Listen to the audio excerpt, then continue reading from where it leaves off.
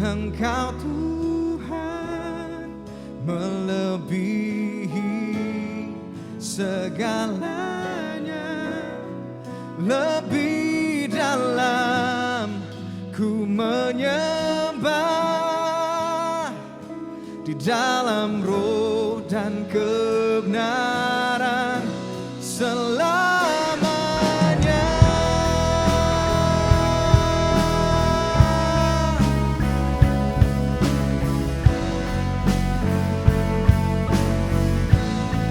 Kami katakan sungguh besar,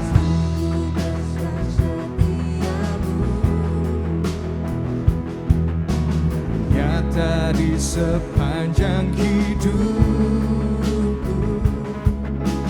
darah-Mu telah layakkan kehidupanku. Tiada kata yang bisa, tiada kata yang bisa lukiskan indahnya Kau Tuhan. Bagimu segala pujian dan kemuliaan. Oh, oh, oh. Ku tinggikan Engkau Tuhan melebihi segalanya, lebih dalam ku menyembah di dalam roh dan kebenaran selamanya.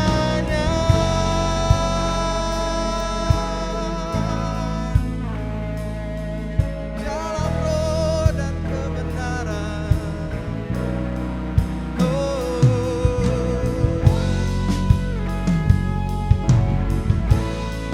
Segenap hati kami naikkan syukur kami Tuhan. Oh, ku tinggikan Engkau Tuhan melebihi segalanya, lebih dalam ku menyembah di dalam roh. Kami tinggikan kan Engkau Tuhan melebihi segalanya, lebih dalam ku menyembah di dalam roh dan kebenaran selamanya. Sebentar kita akan mengambil perjamuan kudus untuk memperingati pengorbanan Tuhan Yesus di kayu salib untuk menebus dosa kita. Teman-teman dipersilakan untuk mempersiapkan perjamuan kudus.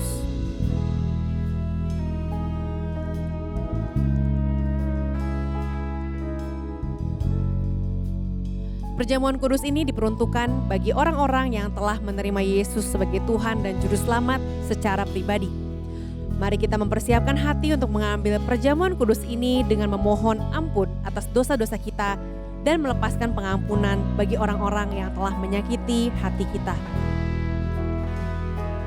Sebab apa yang telah kuteruskan kepadamu, telah aku terima dari Tuhan, yaitu bahwa Tuhan Yesus pada malam waktu Ia diserahkan, Ia mengambil roti dan sesudah itu Ia mengucap syukur atasnya. Ia memecah-mecahkannya dan berkata, inilah tubuhku yang diserahkan bagi kamu. Perbuatlah ini menjadi peringatan akan aku. Mari kita makan roti ini dengan penuh ucapan syukur di dalam nama Tuhan Yesus.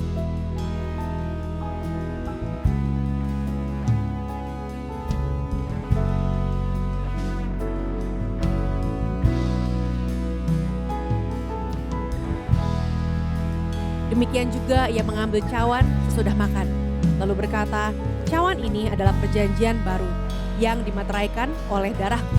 Perbuatlah ini setiap kali kamu meminumnya menjadi peringatan akan aku.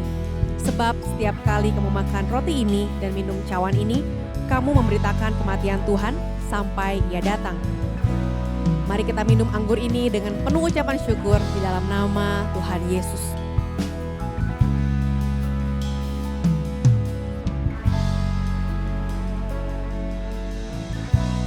Kami bersyukur Tuhan karena pengorbanan-Mu yang sungguh luar biasa untuk setiap kami. Kami bersyukur karena Engkau Allah yang hidup dan selalu ada buat kami. Kami siap untuk menjalani hidup kami dengan maksimal karena Engkau telah memberikan masa depan yang cerah, memberikan masa depan yang penuh dengan harapan. Terima kasih Tuhan, kami serahkan hidup kami ke dalam tangan-Mu, di dalam nama Tuhan Yesus. Mari sama-sama kita angkat pujian. Ku tinggikan Engkau Tuhan, melebihi segalanya, lebih dalam ku menyembah, di dalam roh ku tinggikan Engkau Tuhan, melebihi segala-galanya, ku menyembah dalam roh dan kebenaran selamanya.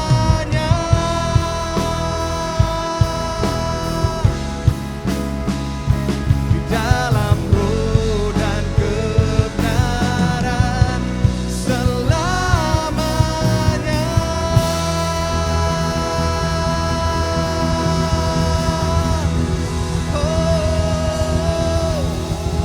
Selamanya, selamanya.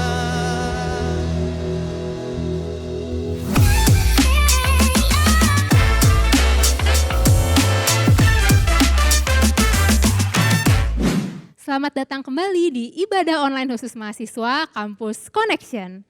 Glad to see you again guys. Saya harap semua dari kita ada dalam kondisi yang prima ya. Gak kerasa nih kita sudah memasuki bulan ke-7 di tahun 2024. Selamat berlibur bagi teman-teman yang sudah libur. Tetap semangat juga bagi teman-teman yang masih bekerja dan berkuliah. Tetap berikan yang terbaik untuk memuliakan Tuhan. Baru saja kita melakukan perjamuan kudus untuk memperingati kasih Kristus yang besar bagi setiap kita. Sebelum kita masuk lebih lanjut, mari kita sama-sama berdoa terlebih dahulu. Tuhan, hari ini kami akan mendengar sedikit dari firman-Mu. Kiranya Engkau yang berbicara secara spesifik kepada setiap kami dan bantu kami untuk jadi pelaku firman Tuhan dan gak cuma menjadi pendengar firman. Kami menyerahkan waktu ke depan ke dalam tangan-Mu. Di dalam nama-Mu kami berdoa. Haleluya. Amin. Teman-teman, hari ini kita akan mendasarkan perenungan firman kita pada Ulangan 6 ayat 4 sampai 15. Kita sama-sama buka Alkitab kita ya dan kita baca bareng-bareng. Ulangan 6 ayat 4 sampai 15. Dengarlah hai orang Israel, Tuhan itu Allah kita, Tuhan itu Esa. Kasihilah Tuhan Allahmu dengan segenap hatimu dan dengan segenap jiwamu dan dengan segenap kekuatanmu. Apa yang kuperintahkan kepadamu pada hari ini haruslah engkau perhatikan. Haruslah engkau mengajarkannya berulang-ulang kepada anak-anakmu dan membicarakannya apabila engkau duduk di rumahmu, apabila engkau sedang dalam perjalanan, apabila engkau berbaring, dan apabila engkau bangun. Haruslah juga engkau mengikatkannya sebagai tanda pada tanganmu dan haruslah itu menjadi lambang di dahimu. Dan haruslah engkau menuliskannya pada tiang pintu rumahmu dan pada pintu gerbangmu. Maka apabila Tuhan Allahmu telah membawa engkau masuk ke negeri yang dijanjikannya dengan sumpah kepada nenek moyangmu, yakni Abraham, Ishak dan Yakub, untuk memberikannya kepadamu kota-kota yang besar dan baik yang tidak kau dirikan, rumah-rumah penuh berisi berbagai-bagai barang baik yang tidak kau isi, sumur-sumur yang tidak kau gali, kebun-kebun anggur dan kebun-kebun zaitun yang tidak kau tanami, dan apabila engkau sudah makan dan menjadi kenyang, Maka berhati-hatilah supaya jangan engkau melupakan Tuhan yang telah membawa kamu keluar dari tanah Mesir, dari rumah perbudakan. Ayat 13, engkau harus takut akan Tuhan Allahmu. Kepada Dia haruslah engkau beribadah dan demi namanya haruslah engkau bersumpah. Janganlah kamu mengikuti Allah lain dari antara Allah bangsa-bangsa sekelilingmu. Sebab Tuhan Allahmu adalah Allah yang cemburu di tengah-tengahmu, supaya jangan bangkit murka Tuhan Allahmu terhadap engkau, sehingga Ia memusnahkan engkau dari muka bumi. Teman-teman pernah nggak sih dengar doa yang bunyinya tuh seperti ini? Ya Tuhan yang kami sembah dari generasi ke generasi, dimuliakanlah namamu dan sebagainya dan sebagainya. Nah, ada satu kalimat yang menarik nih di doa tadi seperti di ayat yang kita baca tadi juga, yaitu Tuhan dari generasi ke generasi. Yes, pada kenyataannya Tuhan kita adalah Tuhan yang generasional. Tadi di Ulangan pasal 6 ayat 10 dikatakan, maka apabila Tuhan Allahmu telah membawa engkau masuk ke negeri yang dijanjikannya dengan sumpah kepada nenek moyangmu, yakni Abraham, Ishak dan Yakub, Musa menuliskan ini untuk mendeklarasikan kepada seluruh bangsa Israel tentang Allah yang mereka sembah. Bahwa Allah yang mereka sembah adalah Allah yang sama yang disembah oleh Abraham, Ishak dan Yakub. Nah, Musa mention nama Abraham, Ishak dan Yakub ini bukan sembarang kebetulan atau asal omong aja biar firman Allah kelihatan panjang gitu ya. Enggak gitu teman-teman, melainkan ada maksudnya. Maksudnya adalah untuk menyatakan kepada bangsa Israel, khususnya generasi yang baru, termasuk kepada kita semua sampai detik ini, bahwa Allah yang kita sembah adalah Allah yang besar, yang layak disembah dari generasi ke generasi. Mau dari bayi yang baru lahir, sampai orang tua yang mungkin semua rambutnya udah putih, umurnya muda ataupun umurnya sudah tua, Allah kita adalah Allah yang layak disembah dari generasi ke generasi, karena Dia adalah Allah yang generasional. Amin. Maksudnya generasional ini gimana sih? Apa sih maksudnya Allah dari generasi ke generasi? Nah ini nih yang keren bagi saya teman-teman. Allah kita ini Allah yang generasional, maksudnya Allah yang gak pernah berubah dari dulu, sekarang dan sampai selama-lamanya. Mau zaman berubah, mau tren berubah, ataupun musim terus berganti, Allah kita tetaplah sama. Kebenarannya tetap sama, tetap ya dan amin. Karya keselamatannya bisa dialami dari generasi ke generasi. Janji pemulihannya bisa dialami dari generasi ke generasi. Mujizat dan pertolongannya pun bisa dialami dari generasi ke generasi. Tuhan gak cuma punya janji untuk generasi kita aja, tapi Tuhan juga berjanji untuk generasi yang ada sebelum kita dan generasi yang akan datang. Janjinya tidak pernah berubah, kekuasaannya pun tidak pernah berubah. That's why seperti yang kita baca di dalam kitab Ulangan tadi. Dituliskan bahwa sangat penting bagi kita untuk terus mengulang apa yang sudah diajarkan kepada kita. Jangan sampai stop di kita, tapi harus terus diajarkan ke generasi yang ada di bawah kita sampai seterusnya dan seterusnya. Ada sebuah podcast atau video ya, ini udah agak lama, yang isinya bertanya, kepercayaan atau agama itu ditemukan atau diturunkan sih? Nah ini pertanyaan yang menarik nih. Sebagian orang bilang mungkin diturunkan, tetapi sebagian orang lainnya bilang agama atau kepercayaan itu ya ditemukan. Nah jadi apa sih yang benar kalau kita melihat kebenaran dari firman Tuhan? Ternyata menurut firman Tuhan atau Alkitab, pengenalan akan Allah itu diturunkan dan diajarkan. Jadi keduanya itu penting, gak cuma menemukan sendiri pengenalan akan Tuhan melalui pengalaman pribadi kita juga perlu mengajarkan iman tersebut kepada generasi-generasi selanjutnya. Kita harus menurunkan pemahaman tentang siapa Allah yang kita sembah, sambil kita juga mendoakan mereka agar generasi di bawah kita ini bisa mengalami sendiri kuasa Tuhan dalam hidup mereka. So, ada tanggung jawab kita juga nih untuk terus memberitakan kebenaran, untuk mengajarkan kepada generasi setelah kita tentang Allah yang kita sembah, supaya mereka bisa mengenal Allah yang benar. Dan untuk melakukan hal ini, untuk mengajarkan kebenaran firman Tuhan kepada orang lain, kepada generasi selanjutnya, kita nggak bisa bermodalkan kekuatan kita sendiri. Kita butuh komunitas orang percaya. Dimanapun kalian berada, yuk sama-sama bilang komunitas. Yes, komunitas. Dan komunitas orang percaya yang saya maksud bukan komunitas di generasi kita saja, melainkan komunitas intergenerasi. Yuk kita sama-sama baca firman Tuhan di Maleakhi 4 ayat 5 sampai 6. Kita baca bareng-bareng ya. 1, 2, 3.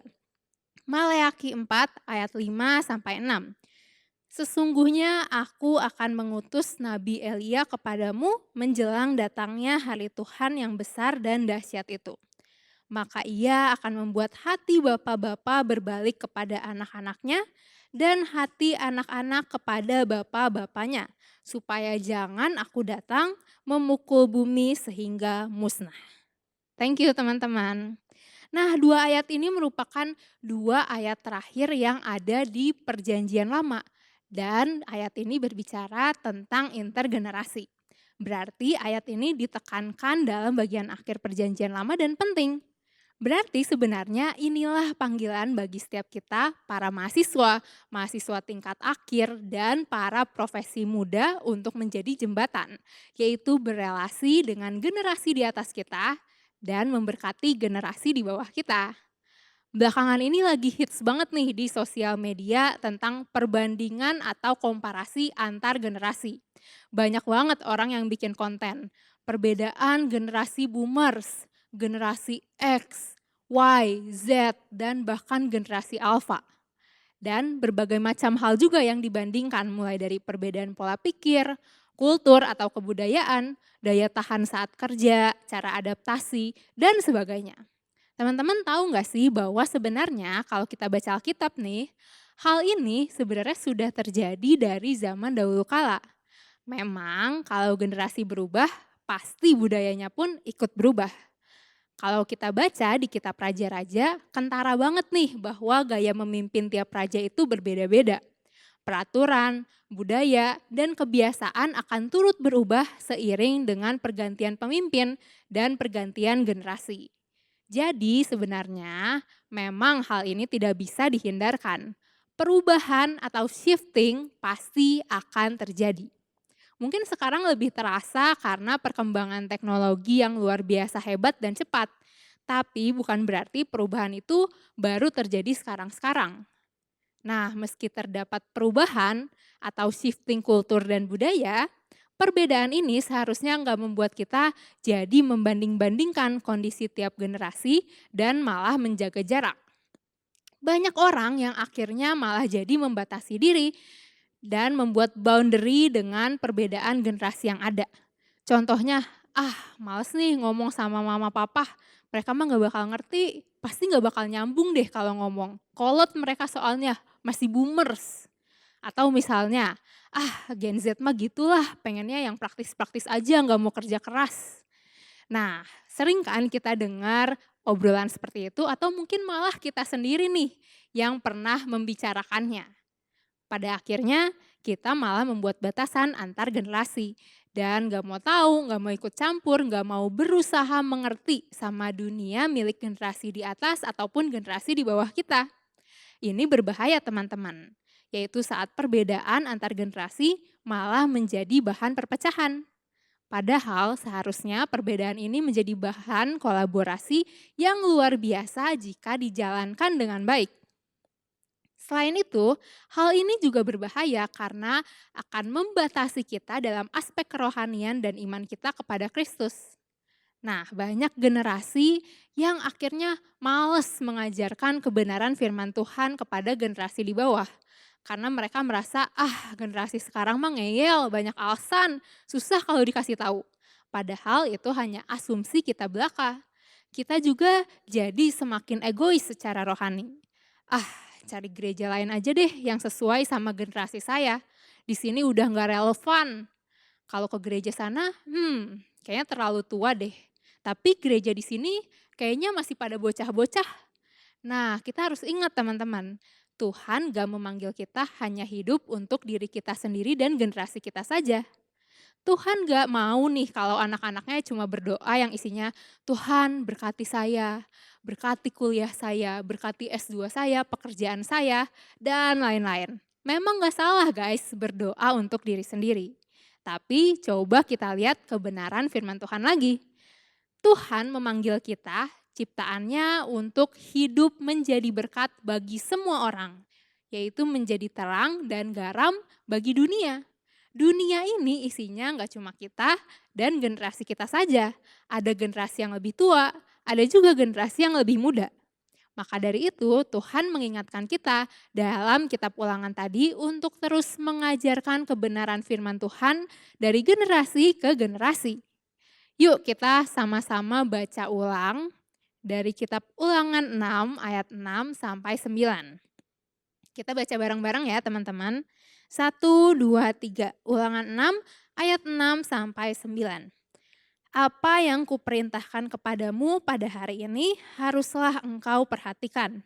Haruslah engkau mengajarkannya berulang-ulang kepada anak-anakmu dan membicarakannya apabila engkau duduk di rumahmu. Apabila engkau sedang dalam perjalanan, apabila engkau berbaring, dan apabila engkau bangun. Haruslah juga engkau mengikatkannya sebagai tanda pada tanganmu, dan haruslah itu menjadi lambang di dahimu. Dan haruslah engkau menuliskannya pada tiang pintu rumahmu dan pada pintu gerbangmu. Thank you teman-teman. Nah, kalau kita baca ayat tadi ada penekanan yang berulang-ulang dan menandakan bahwa sangat penting untuk kita selalu mengingat dan mengajarkan kebenaran firman Tuhan kepada generasi selanjutnya. So, baik kamu hari ini mahasiswa atau pelajar atau mungkin kamu sudah bekerja, kamu dan saya adalah bagian dari rancangan Tuhan untuk menjangkau generasi di bawah kita. Ingat, kita ada saat ini pun karena pengaruh baik dari generasi di atas kita maupun generasi di bawah kita. Wah, rasanya kalau kita mendengar kata menjangkau gitu ya, kayaknya langsung berat banget nih bebannya. Tapi faktanya kita nggak perlu jago ngomong untuk bisa menjangkau. Kita juga nggak harus hafal Alkitab dulu atau bahkan sekolah teologi dulu untuk kita bisa menjangkau. Yang perlu kita lakukan adalah menceritakan kebaikan Tuhan di kehidupan kita kepada generasi yang ada di sekitar kita. Tapi bukan berarti kita nggak perlu mendalami Alkitab atau jadi cuek gitu ya. Poin pentingnya adalah jangan pelit sama generasi di bawah kita. Mumpung musim liburan nih teman-teman, coba sediakan waktu bukan cuma untuk nge-refresh diri kita aja. Tapi kita harus belajar juga membagi waktu kita kepada orang lain. Sama generasi di atas kita ataupun sama generasi yang ada di bawah kita. Ambil kesempatan ini untuk bangun relasi sama mereka. Karena kita percaya Tuhan memberikan kita otoritas untuk mengurapi generasi yang ada di atas kita dan juga memberkati generasi yang ada di bawah kita. Allah kita bukan Allah milik satu generasi saja. Allah kita adalah Allah yang generasional. The church is a resource for you, but must never be your outsource. Gereja berfungsi menjadi sumber untuk memperlengkapi setiap kita dalam penginjilan dan pemuridan, tetapi tanggung jawab untuk memuridkan adalah tanggung jawab milik kita bersama, dan kita semua memiliki peran dalam menjangkau dan memuridkan. Di Efesus 4 ayat 11-12 dikatakan bahwa dan ialah yang memberikan baik rasul-rasul maupun nabi-nabi, baik pemberita-pemberita Injil maupun gembala-gembala dan pengajar-pengajar untuk memperlengkapi orang-orang kudus bagi pekerjaan pelayanan, bagi pembangunan tubuh Kristus. Perhatikan kata memperlengkapi yang ada di ayat tersebut. Ternyata kita orang percaya di dalamnya punya tanggung jawab untuk melayani.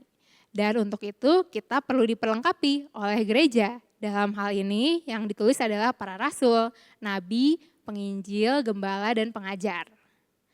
Nah di Ulangan 6 ayat 20-21 dibilang, apabila di kemudian hari anakmu bertanya kepadamu, apakah peringatan, ketetapan dan peraturan itu yang diperintahkan kepadamu oleh Tuhan Allah kita? Ayat 21 dibilang, maka haruslah engkau menjawab anakmu itu. Kita dahulu adalah budak Firaun di Mesir, tetapi Tuhan membawa kita keluar dari Mesir dengan tangan yang kuat. Musa mengingatkan kita untuk secara relasional mengajarkan kepada generasi berikutnya bahwa Allah lah yang telah membebaskan kita dari Mesir, yaitu lambang dari kehidupan penuh dosa kepada tanah perjanjian. Dan karena itu hanya kepada Allah lah kita beribadah. Sehingga dari generasi ke generasi tidak ada lagi yang kembali ke Mesir, yaitu kehidupan lama dan menjadi budak dosa. So, mari sama-sama kita bergerak menjangkau untuk terus memberitakan kebaikan Tuhan dan kebenaran firman Tuhan dari generasi ke generasi. Mari teman-teman kita sama-sama berdoa. Tuhan, terima kasih atas kebenaran firman-Mu yang telah Engkau sampaikan kepada setiap kami. Hari ini kami sadar bahwa kami setiap orang percaya memiliki peran untuk menjangkau dan menceritakan kebaikan firman-Mu. Engkau yang berkati supaya kami memiliki keberanian dan kesempatan untuk kami bisa memberitakan kabar baik kepada orang-orang di sekitar kami. Tuhan yang bantu dan Tuhan yang terus memperlengkapi kami, baik dalam pengalaman kami maupun pemahaman kami akan Engkau dan akan kebaikan-Mu. Tuhan, hamba-Mu juga hari ini berdoa melepaskan berkat bagi setiap teman-teman yang mendengarkan firman pada hari ini. Kiranya Tuhan yang memberkati keluarga mereka, Tuhan yang memberikan ada pemulihan di dalam relasi. Kiranya setiap perbedaan generasi yang ada tidak menjadikan mereka lelah, tetapi mereka bisa terus berusaha untuk membangun relasi yang baik. Ada relasi yang terus dibangun dan bisa menjangkau, dan bahkan dari keluarga mereka ada semakin banyak orang yang mengenal kebenaran firman Tuhan dan menerima keselamatan yang daripada-Mu. Berdoa juga memberkati finansial mereka dan finansial keluarga mereka. Tuhan yang terus berikan kecukupan, karena Tuhan adalah Tuhan yang akan memprovide setiap kebutuhan setiap orang yang percaya kepadamu. Tuhan juga yang memberkati engkau dalam kesehatan-Mu, kiranya Tuhan yang memberkati kesehatan fisik, mental, dan spiritual-Mu, sehingga engkau bisa terus menjalankan setiap hari dengan penuh semangat dan dengan kesehatan yang prima. Kami terus berdoa, Tuhan kiranya ada Tuhan yang bisa terus membimbing kami sehingga kami bisa terus berjalan bersama-sama dengan Engkau menjadi pelaku firman dan gak cuma sekadar mendengarkan firman. Kami menyerahkan hidup kami ke dalam tangan penyertaan-Mu, di dalam nama-Mu kami berdoa, haleluya, amin. Bagi teman-teman yang memerlukan dukungan doa ataupun konseling lebih lanjut, teman-teman bisa scan QR Code yang ada di layar. Akan ada para pendoa dan konselor yang siap melayani teman-teman semua. Sampai jumpa di lain kesempatan. God bless you.